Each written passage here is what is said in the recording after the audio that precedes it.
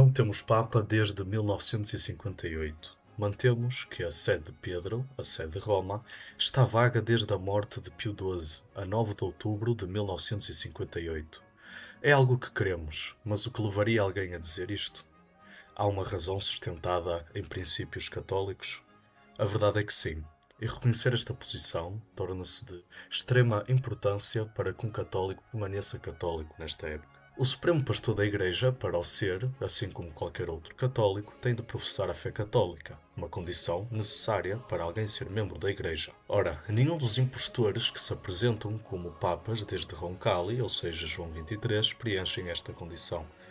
E não só, mas o magistério da Igreja que dizem chefiar apresenta-se repleto de ensinamentos heréticos, o que sabemos ser impossível na verdadeira Igreja Católica, pois dela Nosso Senhor disse: "O que vos ouve, a mim ouve." E não ousamos dizer que Deus Nosso Senhor é o autor do erro. Sabemos-lo ainda com ainda mais segurança pelo dogma de infalibilidade pontifícia, proclamado no Concílio do Vaticano em 1870, que estabelece a doutrina de que um Papa não pode errar ao ensinar a Igreja. O magistério dos Papas sempre esteve preservado do erro, de qualquer contaminação herética. Não é disto que se passa desde João XXIII, e o concílio que dá pelo nome do Vaticano II, onde foram aprovados ensinamentos totalmente heréticos, muitos antes condenados pela Igreja, apresentou-se a partir daí uma Igreja que se diz ser católica, mas não o é, espalhando seus erros pelo mundo e levando muitos à apostasia.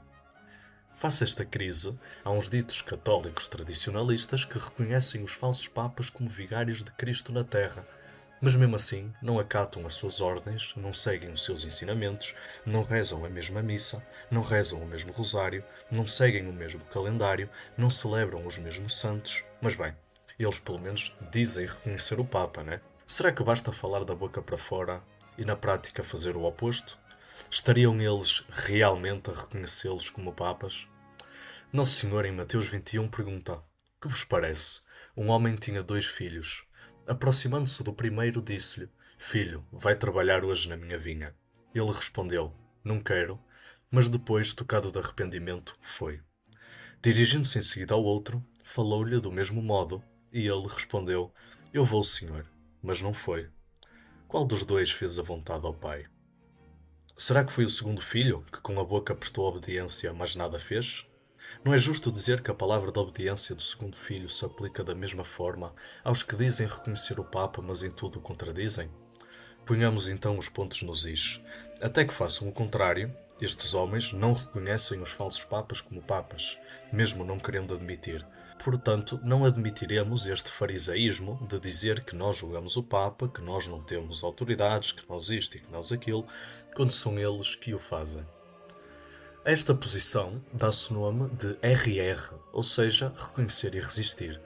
Uma das suas objeções aos que admitem que a sé está vacante é dizer que um Papa só pode ser considerado manifestamente herético depois de ser avisado pelos cardeais ou qualquer autoridade. Recentemente, num vídeo dedicado ao tema, 2 interlocutores defensores desta posição vieram a público referir que esta, que é a tese do teólogo João de São Tomás, juntamente com Caetano e outros, coincidia com a posição de São Roberto Bellarmino, o que nós contestamos. Passemos a explicar brevemente estas duas opiniões. Elas são enumeradas na obra De Romano Pontifice, de São Roberto Bellarmino. São 5, porém apenas falaremos das últimas 2. A quarta opinião diz que se um Papa fosse um herege manifesto, só deixaria de ser Papa depois de no mínimo uma sentença declaratória por parte da Igreja. Esta é defendida por João de São Tomás, Caetano, Soares e outros. São Roberto Bellarmino refuta esta opinião e defende a quinta, que consta que um Papa manifestamente herético, ipso facto, ou seja, pelo próprio facto, perde o pontificado e deixa de ser Papa. São Roberto Bellarmino, grande jesuíta defensor da fé, proclamado santo e doutor universal. Era visto pelos inimigos da cristandade como o arquétipo de Roma. Era visto, com tal infâmia entre os inimigos da fé, que São Roberto Bellarmino é um dos poucos do seu tempo a ser mencionado por nome na obra Leviatã de Thomas Hobbes. Claro que para um católico, ser apelidado pelos inimigos da fé como um feroz defensor do Papa e de Roma é uma grande e ilustre honra. Porém, apesar desta fama entre os inimigos da fé, interroguemo-nos o que dizem os fiéis e a Igreja sobre este santo. No livro de 1950, Padre James Bodrick escreve: Em Trento, a Bíblia e São Tomás regiam os debates. No Vaticano, a Bíblia, São Tomás e Belarmino. O Papa Pio XI, no documento da elevação de São Roberto Belarmino a doutor universal da Igreja, onde estabeleceu o seu dia de festa o dia 13 de maio, dia das aparições de Nossa Senhora de Fátima, escreveu: Ademais, mesmo em nossos dias, mostrou-se um defensor do Romano Pontífice de tamanha autoridade que os padres do Concílio do Vaticano empregaram seus escritos e opiniões na maior extensão possível. Como se não bastasse, Monsignor Fenton, na sua American Ecclesiastical Review, nota que sobre a questão de quem são os membros da Igreja, o Papa Pio XII, na sua encíclica Mystici Corporis Christi, faz uma declaração da autoridade da teologia padrão de São Roberto Belarmino, referindo-se à passagem da encíclica que diz o seguinte: Como membros da Igreja, contam-se realmente só aqueles que recebem o lavacro da regeneração e professam a verdadeira fé, e que nem se separaram voluntariamente do organismo do corpo, ou não foram dele cortados pela legítima autoridade em razão de culpas gravíssimas. A profissão da fé, uma união externa, é necessária para que alguém seja membro da Igreja. Isto é importante, pois a Igreja é um corpo visível, sendo uma das suas marcas a união de fé, e é pelo rompimento desta união externa que um herege se separa voluntariamente do corpo. Se isso não acontecer, ou se não for cortado pela legítima autoridade, ele permanece membro da Igreja. De acordo com o mesmo Monsignor Fenton, a posição de Afonso de Castro, grande controversialista franciscano, que mantinha que hereges batizados, mesmo não professando a fé, eram membros e parte da Igreja, Monsignor Fenton aponta que, segundo São Roberto Belarmino, é algo manifestamente falso. Uma das bases sendo Tito 3,10, onde o apóstolo ordena ao bispo a evitar os hereges, porque certamente não ordenaria tal coisa se o herege fosse membro da Igreja, pois é o dever dos bispos de cuidar do seu rebanho. Citando São Jerónimo, diz que, ao contrário dos outros pecadores que são expulsos pela Igreja, tal herege pernicioso expulsa-se a si próprio e afasta-se por si da Igreja. Vemos aqui a necessidade de professar a fé católica para ser um membro da Igreja Católica, o que já devia ser evidente.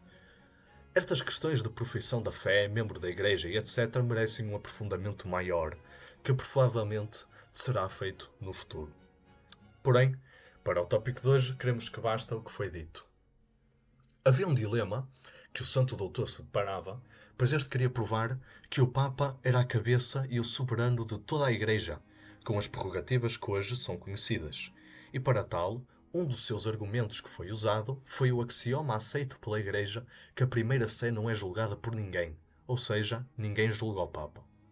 Ninguém julga o Papa, logo ele está acima de todos, etc, etc, etc. Neste segmento é que aparece a questão do Papa herege, sendo uma objeção ao que Belarmino procurava provar. Mas porquê que era uma objeção? Porque Belarmino concedeu que um Papa que fosse um herege manifesto podia ser julgado e deposto. Bem, sendo assim, então como se pode dizer que o Papa é isso tudo que se diz, segundo o princípio que o Papa não é julgado por ninguém? Se afinal a Igreja pode julgar e depor o Papa. São Roberto Belarmino responde que, primeiro, é provável que jamais um Papa seja um herege. Por isso acontecer, o Papa, que seja manifestamente herético, deixaria, pelo que falamos anteriormente, por si próprio de ser membro da Igreja, colocando-se fora da Igreja e perdendo o seu ofício. Assim, a Igreja seria capaz de o julgar como a qualquer outro. Problema resolvido. O Papa depor-se-ia e afastar-se-ia a si próprio, e tendo desta maneira renunciado tacitamente o seu ofício, a Igreja não estaria a julgar o Papa. A primeira sé continuaria a não ser julgada por ninguém. Uma importante distinção a se fazer aqui. São Roberto Belarmino distingue claramente, assim como todos os outros teólogos que abordaram este tema, que esta questão é sobre o Papa como pessoa privada, pois seria impossível um Papa ensinar heresias a toda a Igreja, ou que o Papa imponha algum rito ou lei disciplinar que seja má à Igreja e aos fiéis, como aconteceu com o Código de Direito Canónico de 1983, a Nova Missa e etc. Começaremos agora a resposta a algumas objeções, que é o intuito principal deste vídeo. sendo a primeira que herege manifesto implica por definição uma autoridade da Igreja, no sentido das admoestações ou avisos. Também é dito que quem não sustente isto não tem conhecimento das necessárias distinções teológicas e o faz por confundir com os termos que são vulgarmente usados. Vamos ver se realmente assim o é. O padre Silvestre Berry, professor de apologética no Seminário do Monte Santa Maria, no Tratado Dogmático Igreja de Cristo, em inglês Church of Christ, escreve: tanto a heresia formal quanto a material podem ser manifestas ou ocultas. A heresia é manifesta quando publicamente conhecida, a tal ponto que a sua existência podia ser provada em um tribunal. É oculta se não for manifestada externamente por palavras ou atos, ou se não for suficientemente pública para permitir a prova de sua existência em um tribunal. O Monsenhor Van Noort, no Tratados da Ecclesia Christi, escreve: os hereges são classificados como públicos ou ocultos, formais ou materiais. Um herege público, notório, é alguém cuja heresia é conhecida por um grande número de pessoas, mesmo que não tenha formalmente aderido a uma igreja herética. Um herege oculto é alguém cujos erros da fé são totalmente desconhecidos ou conhecidos apenas por alguns. E também, os hereges públicos e, a fortiori, os apóstatas, não são membros da Igreja. Não são membros porque se separam da unidade da fé católica e da profissão externa dessa fé. Obviamente, portanto, falta-lhes um dos três fatores: batismo, profissão da mesma fé, união com a hierarquia, apontadas por Pio XII como requisito para a filiação à Igreja. O mesmo pontífice apontou explicitamente que, ao contrário de outros pecados, a heresia, o cisma e a apostasia separam automaticamente um homem da Igreja, pois nem todo pecado, mais grave e enorme que seja, é tal que separa um homem automaticamente do corpo da Igreja, como faz o cisma, a heresia ou a apostasia. Pelo termo hereges públicos, neste ponto, queremos dizer todos aqueles que negam externamente uma verdade, por exemplo, a maternidade divina de Maria, ou várias verdades da fé divina e católica, independentemente de quem o nega, o fazer de forma ignorante e inocente, um herege meramente material, ou de forma deliberada e culposa, um herege formal. Se os hereges públicos materiais permanecessem membros da Igreja, a visibilidade e a unidade da Igreja de Cristo pereceriam. Se esses hereges puramente materiais fossem considerados membros da Igreja Católica no sentido estrito do termo, como alguém poderia situar a Igreja Católica? Como a Igreja Católica seria um só corpo? Como seria uma só fé? Onde estaria a sua visibilidade? Onde estaria a sua unidade? No sentido amplo do termo, como alguém poderia localizar a Igreja? Como a Igreja seria um só corpo? Como poderia professar uma fé? Onde estaria a sua visibilidade? Onde estaria a sua unidade? Por essas e outras razões, achamos difícil ver qualquer probabilidade intrínseca à opinião que permitiria que hereges públicos de boa fé permanecessem membros da Igreja. Mas devemos mencionar, para evitar confusão, herege material neste sentido não inclui os católicos que cometem um erro de boa fé. Eles são considerados apenas como cometendo um erro de facto sobre o que o magistério ensina. Refere-se, porém, por exemplo, aos protestantes, que não são católicos por não conhecer o catolicismo. É importante, porque o católico que erra em boa fé ainda segue o magistério da Igreja como regra da fé. Apenas cometeu um erro no que diz ensinar. Já o protestante não segue o magistério da Igreja, seja ele em boa fé ou não. Mas bem, muitas outras citações podiam ser dadas por uns outros tantos autores de peso. Mas ao que se trata da união da fé, profissão da fé, pertencer à Igreja, os teólogos tanto usam o termo público, como notório ou manifesto, e não mencionam a necessidade da declaração por parte da Igreja. Os canonistas, que tratam da heresia de forma geral sobre as suas penas e censuras, mesmo assim distinguem e não adotam a absoluta necessidade de uma declaração da Igreja, ou uma intervenção explícita da autoridade. Por exemplo, sobre delitos, são admitidas as categorias de público, notório por lei, notório por facto e oculto. Mas, mais especificamente ao que nos importa, O referendo Francisco Arens, superior dos jesuítas, professor de Direito Canónico por 14 anos na Pontifícia Universidade Gregoriana, e o canonista Pedro Vidal escrevem: a quarta opinião, apoiada por Soares, Caetano e outros, sustenta que o Papa, mesmo por heresia manifesta, não é automaticamente deposto ipso facto, mas pode e deve ser deposto por pelo menos uma sentença declaratória do crime. Ou seja, a quarta opinião defende que o Papa só seria deposto após pelo menos uma sentença declaratória do crime. Mas que crime? A heresia, a qual, sem a tal declaração, o Papa não seria deposto. Mas aqui, Warnes e Vidal claramente que estabelecem a possibilidade de uma heresia ser manifesta antes da sentença declaratória do crime. Ora, não seria então a objeção que nos fazem, em essência, idêntica à quarta posição? Colocada em oposição à nossa? Pior, não é isso que dizem que São Roberto Bellarmino defende? Ora, imediatamente, Warnes e Vidal continuam. Esta opinião, diz Bellarmino, no meu julgamento não pode ser defendida. Bem estabelecida a noção do que é a sentença declaratória e que ela se refere à heresia, Warnes e Vidal continuam. Além disso, um Papa que é publicamente herético, que, por ordem de Cristo e dos Apóstolos e devido ao perigo para a Igreja, é para ser evitado. Deve ser privado do seu poder, como quase todos admitem. Mas ele não pode ser privado do seu poder por uma sentença meramente declaratória. Espero que fique bem assente que não é através de uma sentença que meramente declara o crime que o Papa é privado do seu ofício. Terminamos assim com esta última citação. Assim deve-se dizer que um pontífice romano herético perde o seu poder ipso facto. No entanto, uma sentença declaratória do crime, que por ser meramente declaratória, não deve ser rejeitada. Não tem o efeito de julgar o Papa herético, mas sim de demonstrar que já foi julgado. Ou seja, o Concílio Geral declara o facto do crime pelo qual o Papa, por heresia, se separou da Igreja e se privou de sua dignidade. O Pontífice Romano perde ipso facto o seu cargo e a sentença declaratória não é necessária para que tal aconteça. Mas também não deve ser rejeitada, já que ela não tem o efeito de julgar o Papa herético e nem leva à perda do ofício do mesmo, mas apenas declara o facto pelo qual se separou da Igreja, sendo este reconhecimento certamente benéfico para a Igreja como um todo.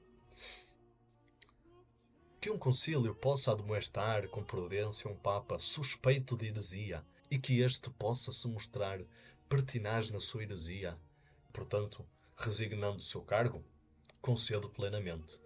Que este procedimento específico seja necessário, nego. As razões espero que sejam claras pelo que se mostrou anteriormente. Segundo eles, o autor, Padre Pietro Ballerini, na sua obra De Potestate Ecclesiastica, no capítulo 10, diz ser necessário admoestações virem por parte de uma autoridade e dão a entender que, se não for de tal maneira, não incorre a perda do cargo. Veremos se assim o é. Passamos a citar: um perigo para a fé tão iminente e entre todos gravíssimos como esse de um pontífice que, embora apenas privadamente, repropugnasse a heresia, não poderia suportar de longas. Por que então esperar que o remédio viesse de um concílio geral, cuja convocação não é fácil? Porventura não é verdade que, diante de tal perigo para a fé, quaisquer súditos podem, pela correção fraterna, advertir o seu superior, resistir em face, refutá-lo e, se necessário, interpelá-lo e pressioná-lo para que se arrependa? Poderão fazer isso os cardeais, que são seus conselheiros, ou o clero romano, ou o sínodo romano, se julgar isso oportuno, poderá ser reunido.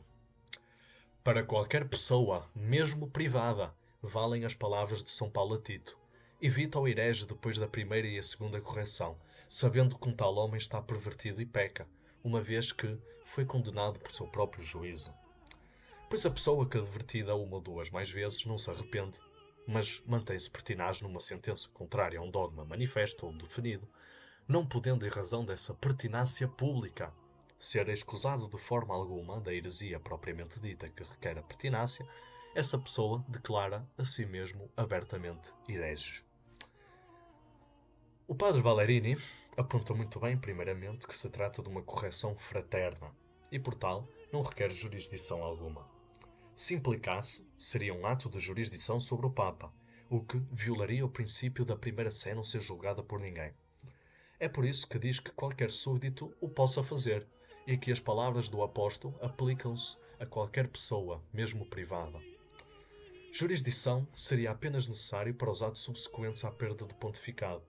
São Roberto Bellarmino também se posiciona de acordo com Valerini, mantendo que o dever de evitar o herege, como dito a Tito, deve-se não em razão de algum costume ou lei eclesiástica, mas sim pela própria natureza da heresia que renuncia publicamente à fé, separando-se da união da fé, que é a marca da Igreja de Cristo, e não por uma declaração da Igreja. Algo já mostrado antes.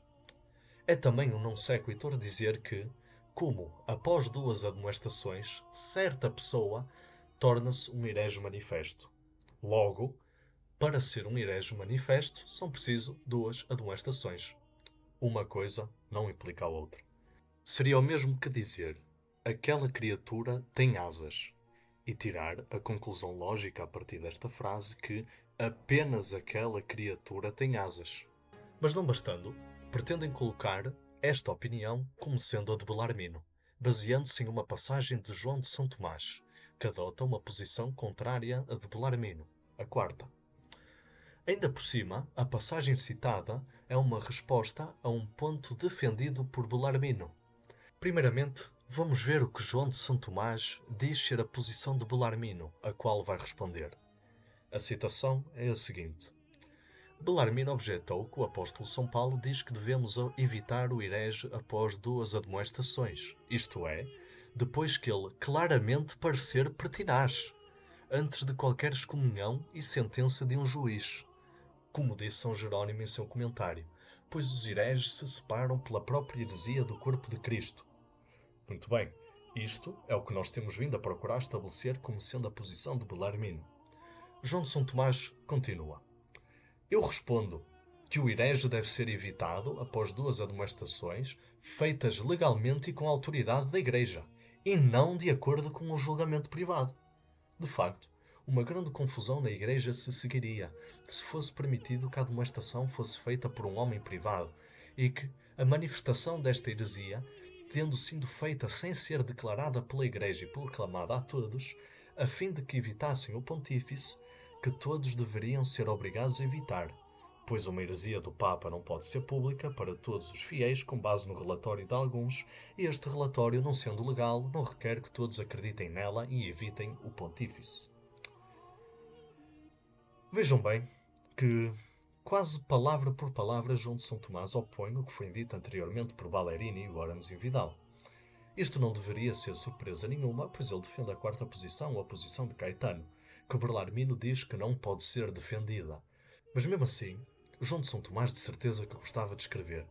Porém, não parece certo que ele decidiu gastar tinta e papel a escrever uma objeção a uma posição que São Roberto Bellarmino já defendia.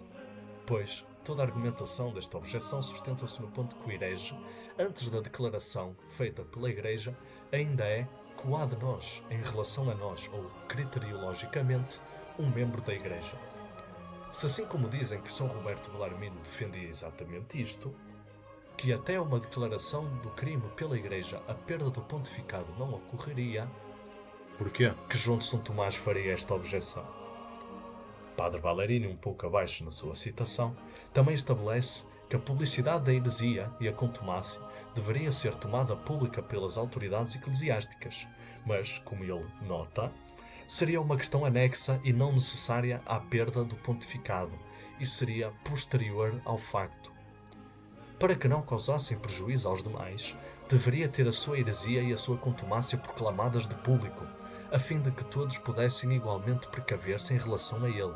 Assim, a sentença que ele preferiu contra si seria proposta a toda a Igreja, tornando claro que, por vontade própria, ele se afastou e separou do corpo da Igreja e que de algum modo abdicou do pontificado, do qual ninguém goza ou pode gozar caso não pertença à Igreja.